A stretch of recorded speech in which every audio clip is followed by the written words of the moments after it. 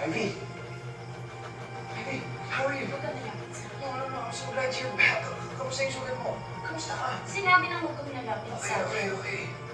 Don't make sure na okay ka na. Okay lang ako.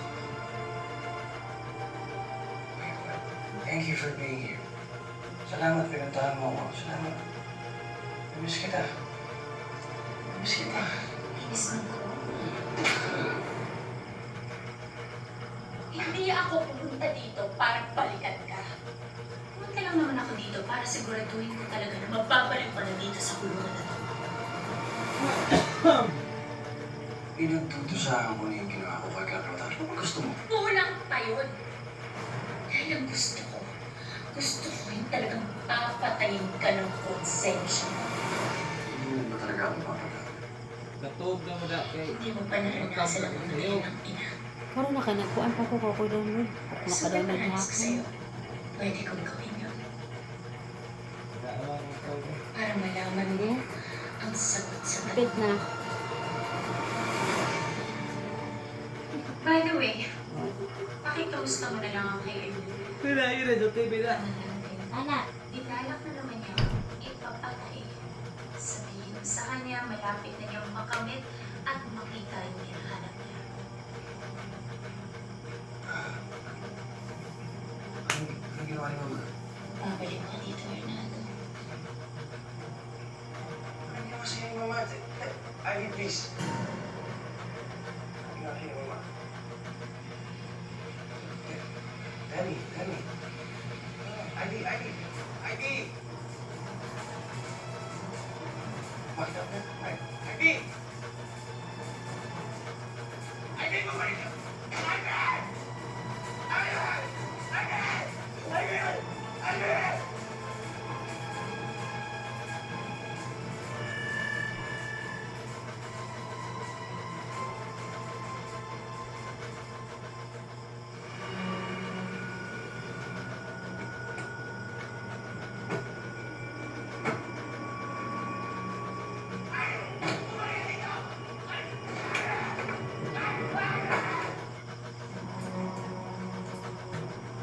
Saan mo nalagay yung ako ko?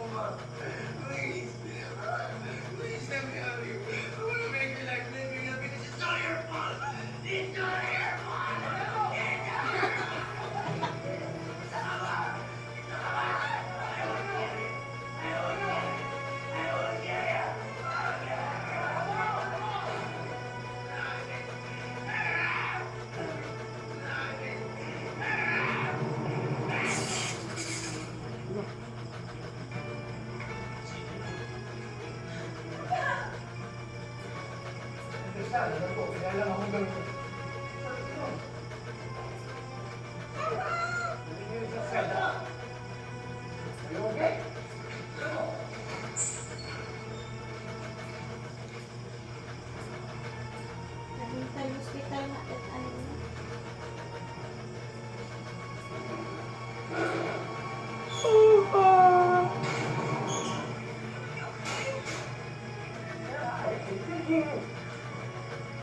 Ito ba tayo sa ikulong?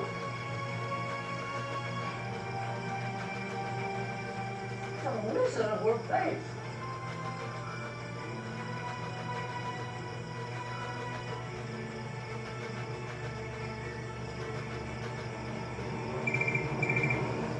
Hello? Nay? Anak. Nay, pasensya na ko kung ngayon na ulit ako nakatawag. Okay lang, anak. Ang importante, narinig ko ang boses mo. Okay na ako doon. Gusto ka na, anak. Miss na kita. Kailan ba ulit tayo magkikita? Miss na rin kita, Nay. Huwag ho kayong mag-alala. Malapit na ho tayong magkita. malapit na malapit na. Sige, anak. Mag-ingat ka palagi, ha?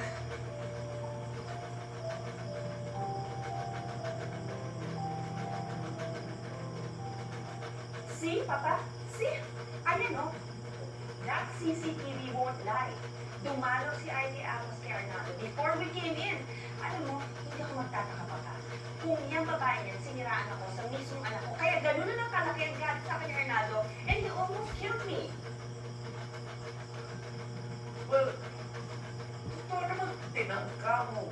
Ipapatay yung fiancé niya, di ba? Kanya technically, tama ang anak mo na sinabi niya, this is your fault. What? Come on, Emilia. Sa simula't-simula pa lang, ginugulo mo na ang relasyon ni Ivy at ni Arnaldo. At sa kabila ng alam mo, gustong-gusto mong matuloy ang kasal ng dalawa, sinumay mo pa rin ako. Tinangka mo pa rin manggulo at papatay si Ivy. Excuse me, Papa, and correction. Wala akong inaamin sa assassination plot kay Ivy. So technically speaking, wala akong kinalaman doon. You can lie to the public, you can lie through your teeth. Pero hindi ka pwede magsinungaling sa akin. I have eyes and ears all over my city. Kanya alam ko ang katotohanan. Now, meron mo pa bang gustong sabihin bago kita patawag ng operasa? Yes, Papa. This is not about hatred or jealousy towards Ivy Atlas. I can smell the traitor in that Ivy Atlas, Papa. She plotted everything para ipabagsak si Arnaldo. I know that, nararamdaman ko. Hunting down Arthur Vergara is just a waste of time.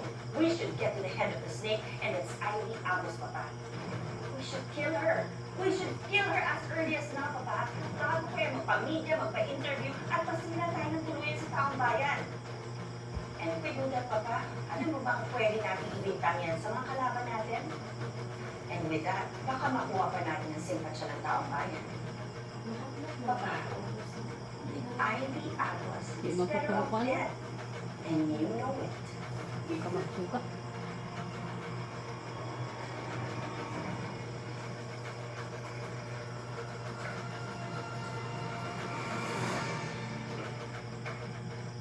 Do it.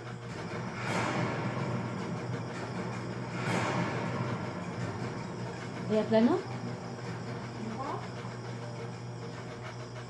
Oh, kamusta? Ano nangyari doon sa meeting niyo nito? You know, I can't believe na iniwan mo na naman ako mag-isa doon. Bakit ano ba sasabihin ko kung nandun ako? Kasi pa, Emilia, totoo namang pinapatay si Ivy, di ba? Alam mo, pasalamat ka at nanahimik ako. Eh, diyan ka naman magaling, di ba? Ang manahimik, yung walang sinasabi. Mabuti pa nga ibang tao. Kaya akong ipagtanggol. Eh, ikaw, Sabi, kasi sabi mo si Jaguar? Ha? Di ba pinagmamalaki mo? you have the truth? Oo, si Jaguar. Alam mo sana ngayon, naging si Jaguar ka na. Parang may masabi ka na may magawa. Our family is falling apart. Our son is in the jail, but you're not doing anything. All you do is just nothing, nothing! Sabi, Emilia, huwag mong minamalitan ang ginagawa ko para sa pamilya natin. Ano ba nagawa ko para sa pamilya natin, Halloween? Wala naman, di ba? And if you keep pulling me down, I have no other choice but to stop you. Diba? Tapos tinatakot mo talaga ako. Ha? Eh, di gawin mo kung anong gusto mo. Ha? I dare you, Emilia.